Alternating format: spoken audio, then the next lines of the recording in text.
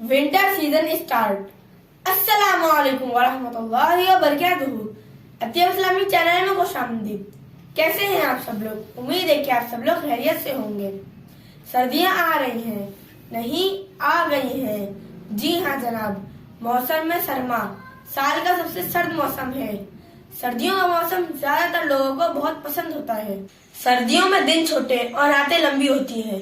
सर्द मौसम अपने साथ ठंडी हवाओं के झोंके, नजला, खांसी और बुखार जैसे मसाइल लेकर आता है। ऐसी सूरत हाल में हमें एहतियात करनी चाहिए। सर्दियों के मौसम में मुख्तलिफ किस्म की बीमारियां जन्म लेती हैं। मैं आपको कुछ एहतियात बताता हूँ। Hand wash. सर्दी हो या गर्मी, हमें अपने हैंड जरूर वॉश करने चाहिए। वाटर।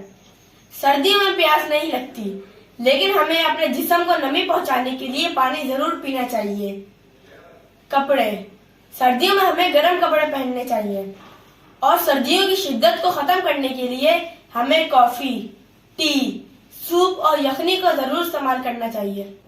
सर्दियों के मौसम में हमें मोजे, जैकेट्स, स्वेटर्स एंड टोपी का इस्तेमाल जरूर करना चाहिए। सर्दियों में सूरज देर से निकलता है और कभी निकलता नहीं है। तमाम मौसम अल्लाह ताला के बनाए हुए हैं।